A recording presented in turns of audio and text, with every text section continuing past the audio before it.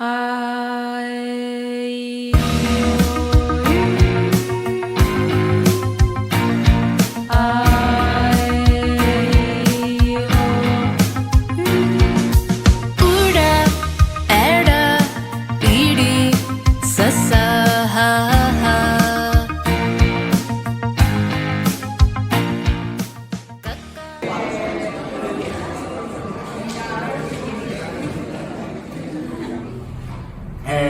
vaig arribar a l'escola, a P4 em van ensenyar llengua de signes catalana, on vaig aprendre l'abecedari i algunes frases bàsiques d'aquesta llengua. Vull explicar la meva experiència amb les meves llengües, com una breu autobiografia lingüística. Des que vaig néixer, el català ha estat la meva llengua nadiua, la llengua que s'utilitza a casa i faig servir al col·le. Poc després, com al meu voltant es parlava també el castellà, el vaig estudiar i practicar. I un cop ja tenia les dues llengües integrades al meu dia a dia, els pares em van apuntar a extraescolars per aprendre l'anglès i el xinès. I jo he après l'urdú i el punjabi amb la meva família. Jo he nascut a Espanya i he après dues llengües a l'escola, el català i el castellà. A l'escola he après aquests dos idiomes, però també l'anglès. Els parlava una mica a casa perquè la meva germana gran el parlava també i em deia de parlar anglès amb ella. He après l'anglès per ella. Quan vaig entrar a l'institut vaig saber que hi havia una optativa de francès i m'hi vaig apuntar perquè em feia il·lusió aprendre un altre idioma. Sé una mica d'altres llengües pels meus companys, bengalí, àrab, etc. Aquestes són les llengües que sé parlar. I puc parlar 6 llengües: català, castellà, anglès, urdú, punjabi i hindi. Així que soc poliglot. Castellà ho parlem quan els pares no estan presents o quan tenim una reunió de germans i volem que els pares no sàpiguen quins temes estem tractant. L'hindi el parlo i l'entenc, ja que és una llengua molt similar a l'urdú i al punjabi. La meva llengua d'identificació, la meva llengua materna, és l'urdú, perquè des de petit ha estat present a la meva vida i és la llengua que m'han ensenyat a casa.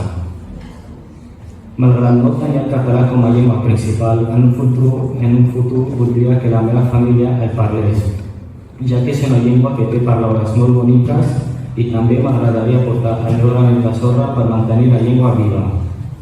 Normalment, jo parlo castellà, anglès, català, panjabi, bahari, hindi, urdú i ara a l'ESO estic aprenent francès. A vegades sento enveja, perquè les meves germanes parlen una llengua més que jo. Una pot escriure i entendre en alemany i l'altra es entén en francès. Els meus pares parlen castellà amb mi.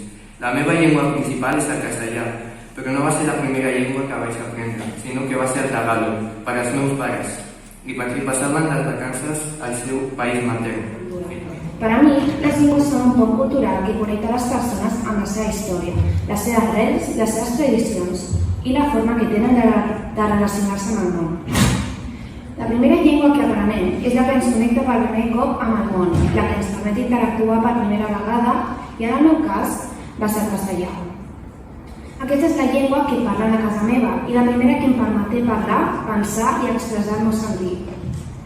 Aquesta és la raó per la qual el castellà és una llengua tan important per mi.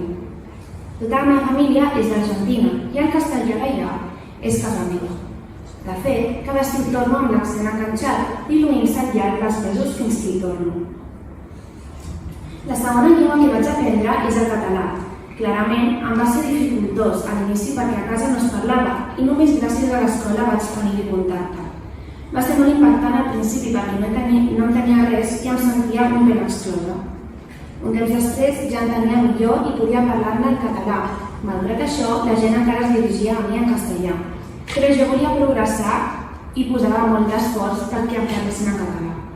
Ho vaig aconseguir, fins al punt que el parlo ben fluidament i amb molt de gust. El català també forma part de mi. Amb ell vaig fer noves amistats, les quals són molt importants per a mi. Elles han fet que el català hi sigui present en el meu dia a dia i és la llengua que ens va unir. আমার সোনার বাংলা, আমি তোমায় ভালোবাসি, চিরদিন তোমার আকাশ তোমার বাতাস, আমার প্রাণে বাজায় বাসি, ওমা ফাগুনে তোর আমার প্রাণে পাগল করে মরি হায় হায় রে, ওমা আগুনে তোর পড়া খেতে আমি কি দেখেছি মধুর হাসি, কি সুরা কি ছায়া গো, কি স্নেহা কি মায়া গো, কি কি আঁচলে বিছায়া ফোটের রূপ নদীর কূলে কূলে মা তোর মুখের বাণী আমার কানে লাগে শুধু তোমার মতো।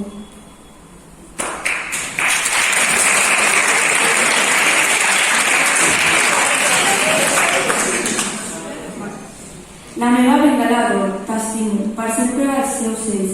El teu aire posa el meu cor en sintonia com si fos una flauta. A la primavera, oh mare meva, la fragància dels teus cultius de mango em fa un salvatge d'alegria. Oh, quina emoció!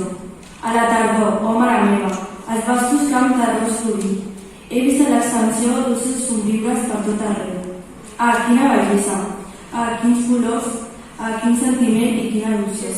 De Morehumi, Avenu Ojigendape, Hamu, Kuarahu, Daltaisha, Ojisapeva Familia. El que està en el pensament està en el cor. A la mort de la meva mare, ningú arriba fins aquí.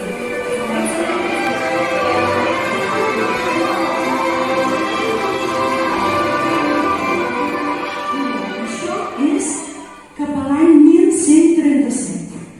Occitània era una sèrie de comtats independents, amb contes.